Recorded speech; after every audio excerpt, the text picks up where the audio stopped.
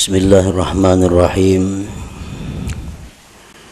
Alhamdulillahilladzi fataha li awliyaihi baba mahabbatihi wa ta'atihi wa waffaqahum li ta'atihi wa khidmatihi. Ashhadu an la ilaha illallah wahdahu la syarika lahu fi uluhiyyatihi wa rububiyyatihi. Wa ashhadu anna sayyidana Muhammadan abduhu wa rasuluhu khairu khalqih. Allahumma salli wa sallim wa barik ala sayyidina wa maulana Muhammadin khairi khalqih wa ala alihi wa ashabihi wa azwajihi wa dzurriyyatihi wa adba'ihi. Amma ba'du. Yang kita hormati dan kita cintai para habaib dan para alim ulama, para muhibbin, hadirin, hadirat, rahimakumullah. Pertama-tama kita panjatkan puji dan syukur yang setinggi-tingginya kehadirat Allah Subhanahu wa ta'ala yang mengumpulkan kita di tempat ini untuk berzikir, mengingat Allah dan mengucapkan kalimah-kalimah thayyibah lainnya. Kita berharap kepada Allah agar di dunia ini selalu dikumpulkan dalam kebaikan dan takwa, dan di akhirat nanti dikumpulkan bersama-sama dengan junjungan kita Rasulullah sallallahu alaihi wasallam. Salawat dan salam kita haturkan kepada junjungan kita Nabi besar Muhammad sallallahu alaihi wasallam dan kepada seluruh keluarga, para sahabat, zuriat dan pengikut beliau sampai hari akhir nanti. Para muhibbin rahimakumullah, sebelum kita membaca kitab Al-Hikam, terlebih dahulu kita mengenal bahwa kitab Al-Hikam ini dikarang atau disusun oleh seorang waliullah, yaitu Ahmad bin Muhammad bin Abdul Karim bin Abdurrahman bin Abdullah bin Ahmad bin Isa bin Husain ibni Athaillah, dan beliau wafat pada tahun 709 Hijriyah di Qahirah, Mesir. Kemudian kitab Al-Hikam ini merupakan salah satu daripada yang beliau karang. Hikam itu adalah kalimat jamak yang artinya kumpulan daripada hikmah.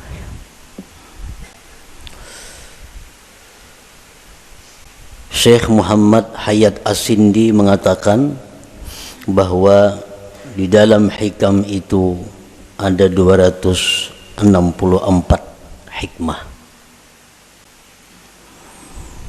264 hikmah itu terkumpul di dalam satu kitab sehingga dinamai kitab itu adalah Al-Hikam. Nah, mengenai hitungan berapa hikmah yang ada di dalam kitab Al-Hikam itu bermacam-macam para ulama menghitungnya. Ada yang mengatakan jumlah hikmah yang ada di dalam hikam itu berjumlah 264. Ada yang mengatakan 275, dan ada yang mengatakan lain pada yang demikian. Sebagaimana para ulama tidak sama pendapatnya tentang menghitung jumlah ayat-ayat yang ada di dalam Al-Quran. Ada yang mengatakan 6.666, ada yang mengatakan lain daripada itu. Para muhibbin rahimakumullah, kemuliaan dan kehebatan kitab Al-Hikam ini sampai-sampai dikatakan oleh sebahagian ulama, lau jazatis salatu bi syai'in ghairal Qur'an lajazat bihikam ibni Athaillah. Andai kata di dalam sembahyang itu boleh kita membaca selain Al-Quran, waktu qiyam, waktu berdiri, itu kan hanya Quran yang kita baca, surat Fatihah dan surah yang lain. Andai kata boleh diganti dengan yang lain, niscaya kitab hikam ini patut dijadikan penggantinya. Niscaya kitab hikam ini boleh untuk dijadikan penggantinya. Kenapa demikian? Karena kehebatannya dalam lapas, susunan kata-katanya, dan makna-maknanya mengandung ilmu-ilmu yang bermanfaat bagi mereka yang membaca dan memahaminya. Para muhibbin rahimakumullah, kitab hikam itu satu matan yang banyak disyarahkan oleh para ulama. Berpuluh-puluh macam kitab syarah hikam. Intinya adalah menguraikan seluas-luasnya apa yang terkandung di dalam hikmah per hikmah yang ada di dalam kitab hikam itu. Nah, oleh karena itu, di dalam kesempatan kita membaca kitab hikam ini, ulun kadang mengambil kepada satu kitab syarah hikam tertentu. Jadi artinya kita membaca matannya, kemudian kita ambil dari beberapa syarah-syarah yang ada, yang telah dikarang oleh para ulama itu. Para muhibbin rahimakumullah, al-hikmatul ula, hikmah yang pertama di dalam kitab hikam, min alamatil i'timad 'alal amal nuqsanur raja inda wujudiz zalal. Nah, ini kalimat hikmah yang pertama di dalam kitab hikam itu. Min alamatil i'timad 'alal amal nuqsanur raja inda wujudiz zalal. Artinya, sebagian daripada tanda berpegangnya seseorang dengan amal, berkurangnya mengharap rahmat Allah ketika adanya kesalahan pada dirinya.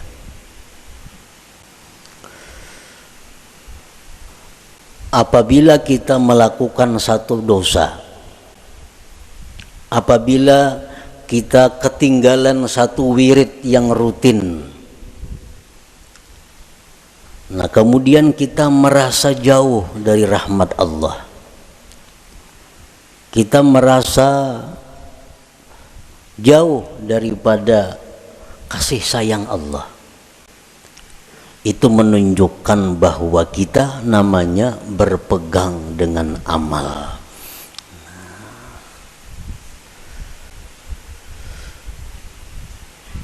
Orang-orang yang mulia, orang-orang yang sudah mengenal lebih jauh tentang Allah Subhanahu wa ta'ala, dalam keadaan apapun mereka itu tidak berkurang harapnya kepada Allah. Baik mereka dalam melakukan taat atau mereka sedang diuji dengan kemaksiatan, harap mereka kepada Allah tetap sama. Kenapa sebabnya? Karena mereka tidak berpegang kepada amal. Mereka itu berpegang kepada rahmat Allah, berpegang kepada anugerah Allah Subhanahu wa ta'ala. Nah, para muhibbin rahimakumullah, amal itu artinya adalah harakatul jismi awil qalbi. Itu ngarannya amal. gerak tubuh, gerak jasad atau hati. Bila bergerak awak kita nih ngarannya beramal. Nah, bila bergerak hati kita ngarannya beramal. Itu arti amal. Fa in taharraka bima fihi sawab summiya ta'atan. Wa in taharraka bima fihi al-iqab summiyat maksiatan. Apabila gerak badan kita atau gerak hati kita itu ada pahalanya, itu ngarannya taat. Apabila gerak badan atau hati kita itu mengakibatkan kita disiksa, ngarannya maksiat. Jadi maksiat itu beramal juga. Makuat badan itu beramal jar. Orangnya penjudi. Kawah jadi padahal kan pak amalnya. Karena amal itu artinya gerak badan atau gerak hati. Bila bapahala ngarannya taat, bila maksiat ngaran, bilanya disiksa ngarannya maksiat. Itu arti amal. Para muhibbin rahimakumullah, kemudian yang kita fokuskan perhatian kita adalah amal yang mendatangkan sawab, pahala atau taat. Kita tinggalkan amal yang mendatangkan siksa, yaitu maksiat. Nah, amal taat ini ada 3. Amal taat itu ada 3. Pertama ada amal syariat ngarannya. Yang kedua ada amal tarikat. Yang ketiga ada amal hakikat. Ini ketiga-tiganya adalah taat. Ketiga-tiganya adalah taat. Baik amal kita ini syariat, baik amal kita ini tarikat, atau amal kita itu hakikat, itu sama-sama mendatangkan pahala.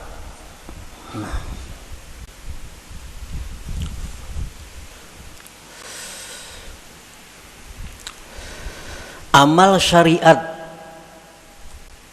untuk apa? Para ulama tasawuf mengatakan amal syariat itu gunanya li islahil jawarih, untuk membaguskan anggota tubuh kita, membaguskan mata, membaguskan telinga, membaguskan mulut, membaguskan tangan, membaguskan kaki. Itu disebut adalah amal syariat. Kayak apa mata supaya bagus? Jangan memandang yang diharamkan Allah. Kayak apa mulut nang bagus? Jangan berkata-kata yang dilarang Allah. Kayak apa batis nang bagus? Jangan melangkah kepada jalan yang diharamkan Allah. Kayak apa tangan nang bagus? Jangan menjamah atau menyentuh yang dilarang Allah. Nah, membaguskan anggota-anggota tubuh kita ini, itu urusan amal syariat ngarannya.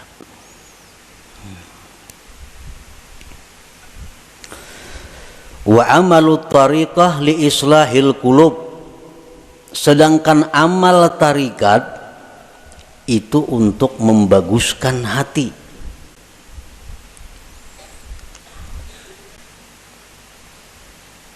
Amal tarikat itu gunanya adalah membaguskan hati. Kayak apa supaya hati jangan sombong, itu urusan amal tarikat yang membaguskan. Kayak apa hati supaya jangan ria, itu amal tarikat yang membaguskan. Kayak apa hati supaya jangan dengki, itu urusan amal tarikat yang mengurusnya.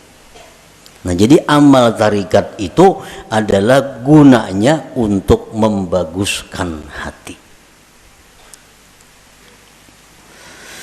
Wa amalul hakikah li islahil arwah, sedangkan amal hakikat itu untuk membaguskan arwah. Nah, membaguskan roh. Kayak apa roh kita ini supaya bagus? Roh nang bagus tuh nang kayak apa? Roh nang bagus tuh roh yang mengenal Allah. Roh yang bagus, roh yang mengenal Allah. Nah, kayak apa supaya roh kita ini bisa mengenal Allah? Itu urusan amal hakikat nang maaturnya, urusan amal hakikat nang menuntunnya kepada demikian itu. Nah, jadi kita 3 amal yang perlu kita laksanakan. 1, amal syariat supaya zahir tubuh kita ini bagus. Yang kedua, amal tarikat itu kemudian dilaksanakan supaya hati kita bagus. Dan yang ketiga, amal hakikat kita lakukan agar roh kita ini bagus. Nah, para muhibbin rahimakumullah, amal syariat fungsinya untuk membaguskan anggota tubuh.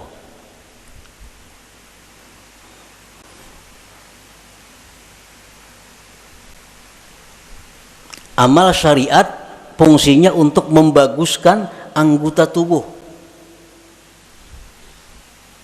Apa inti daripada amal syariat itu? Amal syariat itu saling banyakan. Tetapi kembali kepada 3 pokok. 3 pokok inilah yang disebut dengan amal syariat. Pertama, tobat. Nah, pertama tobat. Yang kedua takwa. Yang ketiga istiqamah. Nah, ini seluruh amal syariat kembali kepada 3 ini.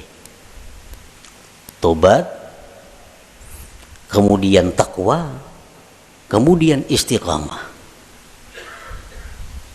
Nah, tobat artinya apa? Membersihkan diri daripada yang kotor-kotor, membersihkan diri daripada maksiat-maksiat. Itu tobat. Dimandii, nah, mandi itu tobat karena. Imbah mandi hanyar dipakaiani.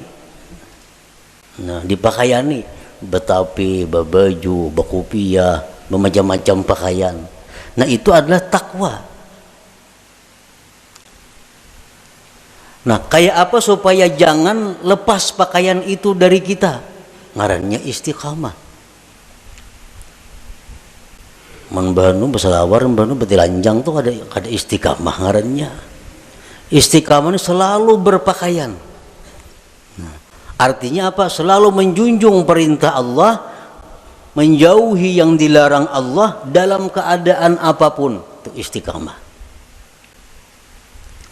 Dalam keadaan susah, rajin ibadah. Dalam keadaan kaya, rajin ibadah. Dalam keadaan sakit, rajin ibadah.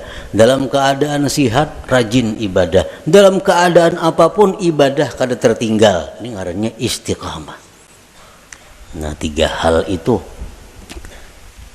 urusan amal syariat.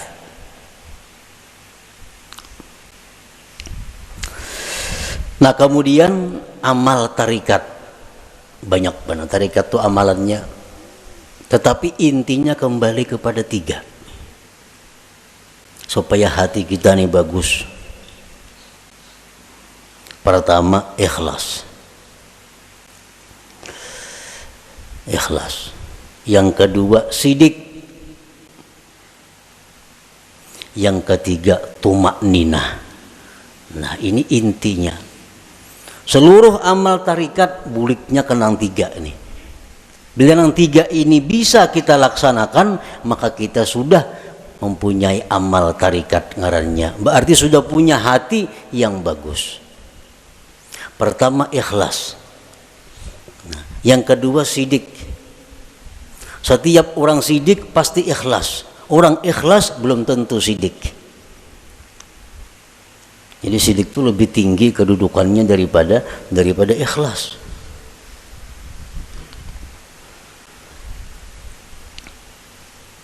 Orang sembahyang itu bisa ikhlas, belum tentu sidik, belum tentu sidik. Buktinya apa? Belum tentu sidik. Seringkali kita mengucap dalam sembahyang itu Bismillahirrahmanirrahim, mulut kita, tapi hati kita di manakah? Hati kita di rumah. Itu kada jujur ngarannya. Kalau orang yang jujur, mulutnya Bismillahirrahmanirrahim, hatinya Bismillahirrahmanirrahim. Nah, jadi kedudukan sidik lebih tinggi daripada ikhlas. Nah, yang ketiga tumakninah. Tumakninah itu artinya tentramnya hati dengan Allah. Tentramnya inya tuh lawan Allah nang tentram. Lawan keluarga, anak, bini, laki, duit, harta, kekayaan, pangkat itu kadang membuat inya tentram. Tapi begitu mengingat Allah, hatinya tentram. Nah, ini tumakninah. Ini urusan tarikat. Urusan tarikat. Jadi kalau orang sudah lulus dalam tarikat itu pasti tentram dengan Allah. Alladzina amanu wa tatma'innu qulubuhum bi dzikrillah, ala bi dzikrillah tatma'innul qulub. Ini untuk orang tarikat. Nah, orang-orang yang beriman itu tentram hatinya dengan mengingat Allah. Nah, jadi kalau kita sudah bertarikat, lulus dalam tarikat itu, pasti kita tentramnya kita dengan Allah. Tak kumpul lawan siapa saja kadang membuat tentram. Tapi begitu kita ingat Allah, walaupun saurangan di hutan belantara, tetap tentram hatinya. Nah, ini sudah orang yang lulus dalam tarikah ngarannya. Nah, yang ketiga hakikat, amal hakikat. Hakikat tadi gunanya untuk membaiki roh. Roh yang baik itu roh yang kenal Allah. Nah, kayak apa roh kita ini supaya kenal Allah? Itu urusan amal hakikat, pekerjaan hakikat. Dan inti pekerjaan hakikat itu kembalinya kepada tiga. Pertama, murakabah. Nah, murakabah. Murakabah itu artinya merasa dirinya selalu diawasi oleh Allah, merasa ditilik oleh Allah, merasa diperhatikan oleh Allah. Lalu kada wani berbuat hal-hal yang kada baik karena selalu diawasi oleh Allah. Nah, itu murakabah. Bila orang tuh kawak nangka itu merasa diri diawasi oleh Allah siang malam, di kamar, di rumah, di pasar, di kantor, di hutan, di perumahan, merasa selalu diawasi Allah, maka orang ini akan diberi Allah musyahadah. Nah, musyahadah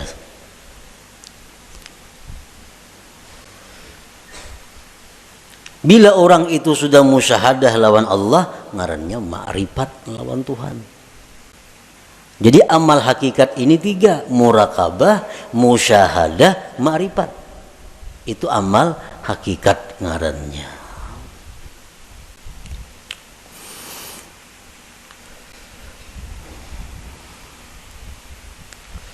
Wa'budillah ka'annaka tarah. Beribadahlah kamu kepada Allah seolah-olah engkau itu melihat Allah. Nah, itu musyahadah. Beribadahlah engkau melihat Allah, itu musyahadah ngarannya. Tapi fa illam takun tarah, jikalau engkau belum mampu melihat Allah, fa innahu yarak, Allah melihat engkau. Nah, itu murakabah ngarannya. Kalau kita merasa dilihat oleh Allah siang malam, bisukan, kamarian, dimanapun merasa dilihat oleh Allah, itu ngarannya kita murakabah. Satu saat kalau kita terus menerus demikian, kita akan musyahadah. Kita akan musyahadah. Bila musyahadah tuh diberi ma'rifat ujung-ujungnya. Nah, amal hakikat itu tiga macam. Murakabah, musyahadah, ma'rifah. Nah, para muhibbin rahimakumullah, jadi amal ada 3. Amal syariat, yang pertama kita laksanakan amal syariat, tobat, takwa, istiqamah. Supaya apa? Zahir tubuh kita bagus. Yang kedua, amal tarikat, supaya hati kita baik. Dengan apa? Ikhlas, jujur, tumakninah, tentram dengan Allah. Yang ketiga, amal hakikat, supaya roh kita ini baik. Nah, murakabah, musyahadah, ma'rifat. Para ulama sufi mengatakan la yasihul intiqal ila maqamin hatta yuhaqqika ma qablah. Tidak sah seseorang itu berpindah ke suatu makam, ke suatu amal, ke suatu perbuatan sebelum memantapkan sebelumnya. Sebelum mantap nang pertama jangan berpindah. Nang pertama apa tugas kita? Syariat, amal syariat. Nah, jangan hendak masuk ke amal tarikat amun ini belum mantap. Jadi apa yang harus kita mantapi terlebih dahulu? 3 perkara: tobat, takwa, istiqamah. Nah, 3 ini diurus. Bila 3 ini kita sudah mantap, nah hanya kita naik ke amal tarikat. Pertama, tobat. Jadi pengertian tobat ini jangan kita beranggapan bahwa nang batubat itu orang-orang periman nang perlu. Kada. Kita ini perlu kepada tobat. Jangan dianggap orang nang tengah jalan itu nang harus bertobat. Jangan orang-orang nang kada karuan itu kita anggap inya perlu bertobat. Sebenarnya kita sendiri mesti selalu tobat. Kita tiap hari mesti tobat. Kita merasa kadang-kadang orang aja yang perlu bertobat, seorang kada perlu, asa baik. Nah, ini nang kada mau naik kelas, bawa umuran itu aja. Kenapa? Karena bila merasa tobat orang nang perlu bertobat, seorang ini asa bujur sudah. Pada tobat itu perlu setiap orang, walaupun lain-lain bentuk tobatnya. Sebagian orang ada yang mesti tobat daripada kafir. Sebagian orang ada yang perlu tobat daripada dosa besar. Sebagian orang ada yang perlu tobat dari dosa kecil. Sebagian orang ada yang perlu tobat daripada makruh. Tobat daripada khilaful aula yang kurang baik. Jadi setiap manusia dengan tingkatan apapun itu mesti tobat.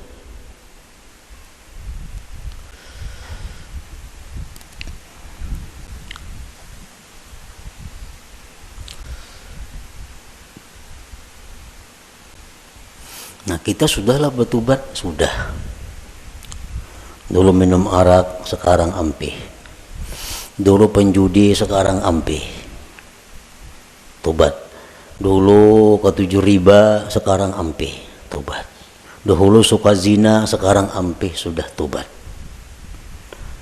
Nah, cuma tahukah kita tobat kita itu diterima atau kada?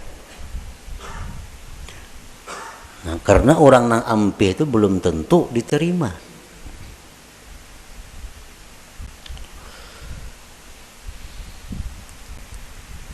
Intinya adalah diterima. Apakah tobat kita itu sudah diterima oleh Allah atau belum? Nah, ini yang kada tahu. Maka kita kada boleh naik ke suatu makam, ke suatu tingkatan sebelum memantapkan tingkatan yang pertama, hanyar tingkatan yang kedua, mantap nang kedua, hanyar naik ke tingkatan nang ketiga. Selama kita belum biris tingkatan syariat, kada akan bisa kita mengaji ilmu tarikat. Mengaji bisa, paham bisa, memakai pasti kada kawa. Memakai pasti kada kawa. Mau kada kawa.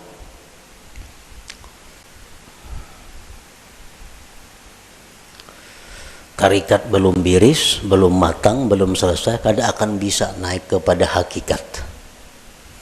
Maka dengan hakikat itulah kita bisa dapat kepada ma'rifat. Nah, jadi diibaratkan itu ma'rifat itu satu mutiara. Nah, mutiara, andaknya mutiara itu di dalam ruangan nang halus, muat awak. Ruangannya muat awak.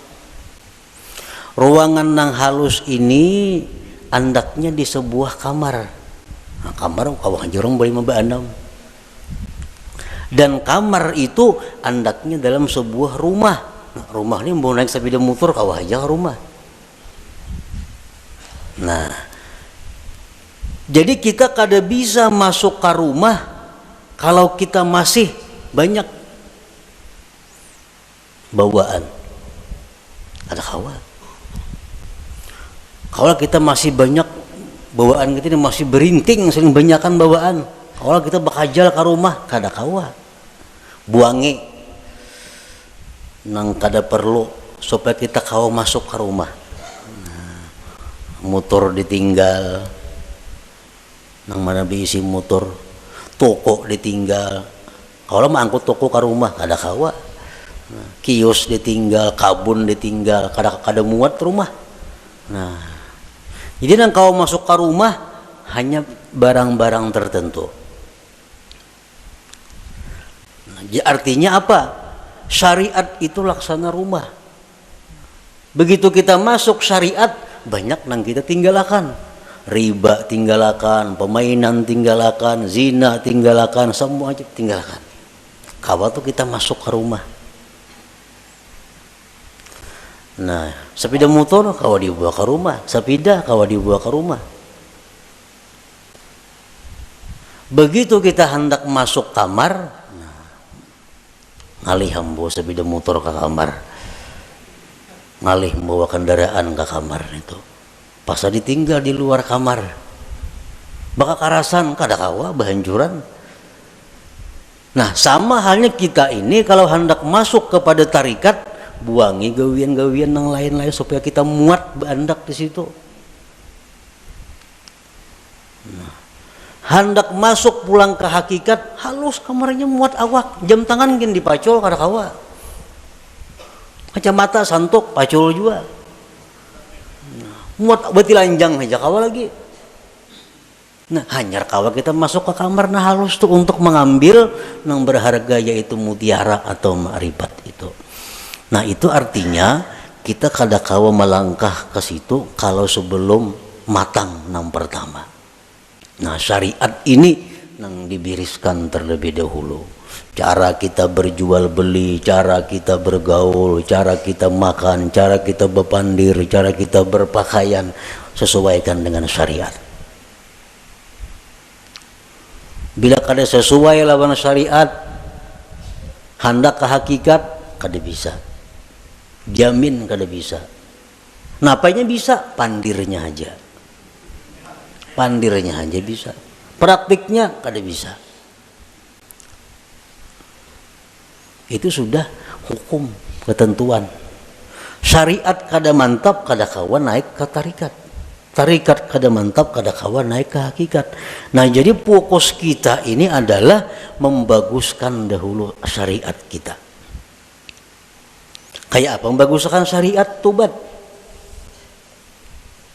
Nang ketujuh menggibah, tobat. Nang ketujuh riba, tobat. Nang ketujuh memakai pakaian haram, tobat.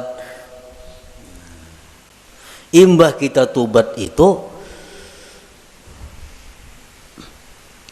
perlu diteliti, perlu dipikirkan. Tobatku ini diterima juga kah, kada kah? Selama kita belum ada ketentuan tobat ini diterima atau kada diterima, hati kita masih kada nyaman, hati kita masih kada tentram karena belum ada kepastian tobat atau kada tobat. Takwa kemudian ibadah, sembahyang, puasa segala macam, takwa, istiqamah terus menerus seperti itu. Bila tiga macam ini kawa, nah ayo ya naik kita ke amal apa? Ke amal tarikat. Kita wajib mengusahakan syaratul kabul. Kita wajib mengusahakan syarat diterima tobat kita, diterima takwa kita, diterima istiqamah kita. Itu kita wajib mengusahakan persyaratannya supaya ini diterima oleh Allah. Sembahyang contohnya, kayak apa sembahyang itu supaya diterima oleh Allah? Ada syarat-syaratnya. Yang pertama, supaya sembahyang itu diterima oleh Allah, syaratnya adalah ilmu. Fakullu man bighairi ilmin ya'malu amaluhu mardudatun la tuqbalu. Tiap-tiap orang yang bekerja beramal tanpa ilmu ditolak, tidak diterima. Jadi sembahyang kita ambil contoh amal syariat, sembahyang contohnya. Supaya sembahyang ini diterima Allah, kayak apa? Satu, punya ilmu. Belajar bujur-bujur sembahyang tuh. Rukuk kayak apa, sujud kayak apa, amun masbuk kayak apa, kada salat membaca Fatihah kayak apa caranya. Nah, bujur-bujur belajar sembahyang supaya sembahyang kita diterima. Yang kedua, supaya diterima sembahyang itu ikhlas. Berhubung ini amal syariat, ikhlasnya pun ikhlas syariat. Ikhlas syariat yang kayak apa? Sembahyang mengharapkan surga, sembahyang karena takut lawan api neraka, ikhlas menurut syariat. Nah, sembahyang kita mudahan masuk surga dengan itu syariat, bujur, ikhlas. Kenapa sembahyang? Takutan kalau pindah ke neraka mati, itu ikhlas dalam syariat. Nah, jangan ada tujuan lain sembahyang. Contoh, kita ambil contoh sembahyang supaya dipuji orang, supaya dihormati orang, dimuliakan orang. Jangan ada sedikit pun dalam hati demikian. Ikhlas.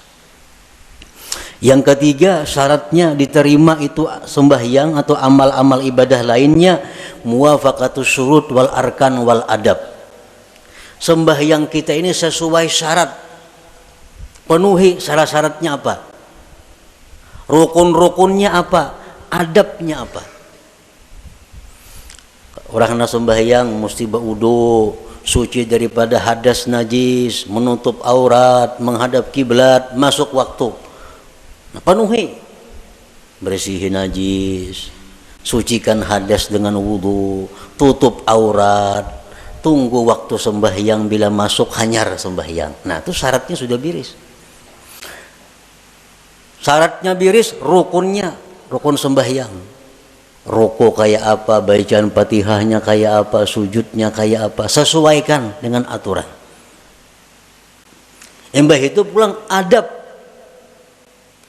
Walaupun sembahyang ini syaratnya cukup, rukun cukup, tapi kada beradab, itu bisa kada diterima.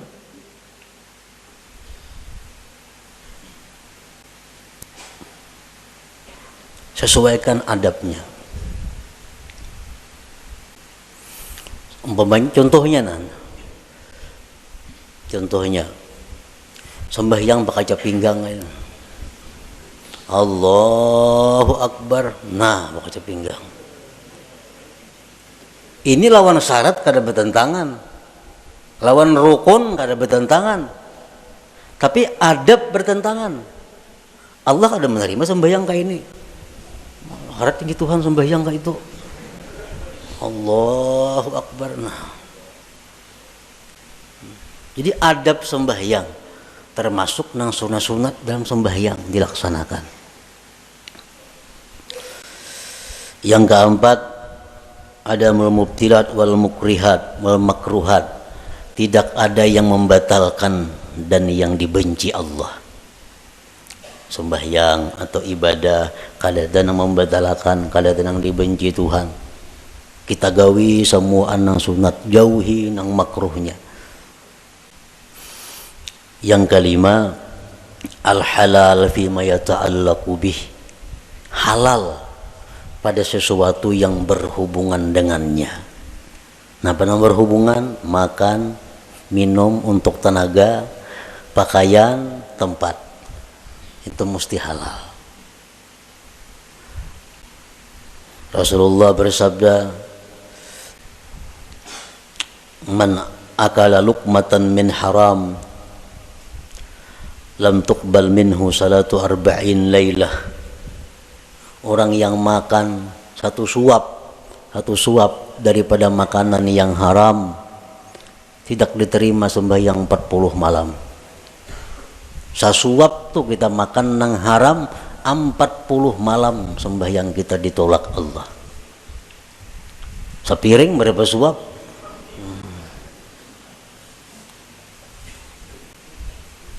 Nah, ini urusan amal syariat.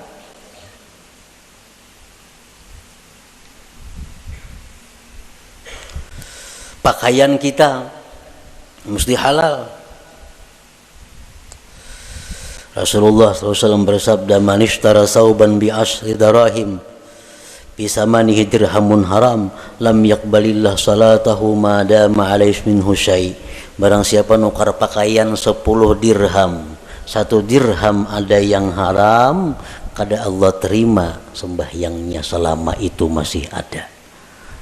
Nah, jadi kalau amal syariat ini kita biriskan dan kita usahakan syarat diterima oleh Allah, nah hanya kita melangkah ke amal hak tarikah, hanya ke amal tarikah. Para muhibbin rahimakumullah, Imam Ahmad ibnu Athaillah tadi mengatakan, termasuk tanda orang yang berpegang dengan amal, kurangnya berharap kepada Allah ketika terjadi maksiat pada dirinya. Nah, sekarang kita tadi beramal, tobat sudah kita laksanakan, syarat-syarat untuk diterima sudah kita laksanakan, takwa sekarang ini kita laksanakan, istiqamah kita laksanakan. Jangan sekali-kali kita berpegang, kita condong, kita gembira dengan tobat, takwa dan istiqamah itu. Jangan sekali-kali kita berpegang, jangan sekali-kali kita bersandar, jangan merasa gembira dengan tobat, takwa dan istiqamah tadi. Kenapa sebabnya? Karena takwa, tobat, istiqamah itu bagian amal syariat tuh, itu kada akan bisa memasukkan kita ke dalam surga. Kada perlu kita gembira dengan itu. Lalu apa nang kita gembirakan, nang kita banggakan, nang kita gembirakan itu adalah rahmat Allah nang datang kepada kita, sehingga kita bisa tobat, bisa takwa, bisa istiqamah. Nah, rahmat Allahnya ini yang kita gembirakan, bukan takwanya. Nah, bila kita menggembirakan dengan takwa yang kita lakukan, ngarannya berpegang dengan amal. Bila orang berpegang lawan amal itu, lawan Tuhan turun naik. Bila banyak maksiat, asa jauh lawan Tuhan. Bila berbuat taat, asa parak lawan Tuhan. Padahal Tuhan tuh ada berjauh berparak sebenarnya. Nah, di situ kelemahan tauhid kita. Kenapa kita bila berbuat maksiat, asa jauh lawan Tuhan? Berbuat taat, asa parak lawan Tuhan. Karena kita berpegang lawan amal. Jika kita berpegang dengan rahmat Allah, apapun keadaan kita selalu dekat dengan Allah. Baik dalam maksiat kita dekat dengan Allah, waktu taat dekat lawan Allah, karena kita berpegang lawan Allahnya, bukan dengan amal kitanya. Nah, ini min alamatil i'timad 'alal amal nuqsanur raja inda wujudiz zalal. Rasulullah SAW bersabda, la yadkhula ahadukumul jannah bi amalihi. Seseorang kamu, ujar Nabi, selamanya tidak akan bisa masuk surga dengan amalnya. Nah, buat apa kita berpegang lawan amal? Buat apa kita gembira dengan tobat, gembira dengan takwa, gembira dengan sembahyang? Nah, apa gembira akan? Itu kadang membawa ke surga, ujar Nabi kita. Qalu wala anta ya Rasulullah, qala wala ana. Aku pun ya Nabi, amalku kada bisa masukkan aku ke surga. Illa ayyataghammadani Allah birahmatih, kecuali Allah yang meliputkan aku dengan rahmatnya. Nah rahmatnya ini yang kita gembirakan. Oh kita gembira, kita suka tobat sebab Allah memberikan rahmat kepada aku. Bukan dengan tobatnya kita gembira, tapi dengan rahmat yang diberikan Allah kepada kita. Nah itu yang kita pegang. Bila kita memegang rahmat Allah, kita kada akan berubah dengan Allah dalam keadaan taat atau dalam keadaan maksiat. Nah inilah inti daripada yang dimaksud dalam hikmah yang pertama Imam Ahmad Ibnu Athaillah, min alamatil i'timad alal amal nuqsanur raja inda wujudiz zalal. Tanda orang yang berpegang dengan amal, kurang berharap, rasa jauh bila mana dia maksiat kepada Allah, padahal kada boleh itu. Jadi kita dalam taat dekat dengan Tuhan. Kita waktu maksiat pun jangan merasa jauh lawan Tuhan, tetap dekat dengan Tuhan. Karena maksiat taat itu adalah bagian daripada amal. Amal kada perlu kita pegang. Yang kita pegang adalah Allah, rahmatnya dan anugerahnya. Nah kemudian sesudah itu al-hikmatus saniyah, hikmah yang kedua daripada Imam Ahmad Ibnu Athaillah, iradatuka tajrid ma'a ikamatillah iyyaka bil asbab minasyahwatil khafiyah wa iradatukal asbab ma'a ikamatillah iyyaka bit tajrid inhitatun anil himmatil aliyah. Nah itu kita baca insyaallah pada minggu yang akan datang. La hadratin Nabi sallallahu alaihi wasallam al-Fatihah. A'udzubillahi minasyaitonir rajim. Bismillahirrahmanirrahim. Rahim maliki yaumiddin. Iyyaka na'budu wa iyyaka nasta'in. Ihdinas siratal mustaqim. Ya Allah biha, ya Allah biha, ya Allah bihusnil khatimah. Ya Allah biha, ya Allah biha, ya Allah bihusnil khatimah. Ya Allah biha, ya Allah biha, ya Allah bihusnil khatimah. Ya ayyuhar rajun minhu syafatan sallu wa sallimu taslima. Allahumma salli wa sallim wa barik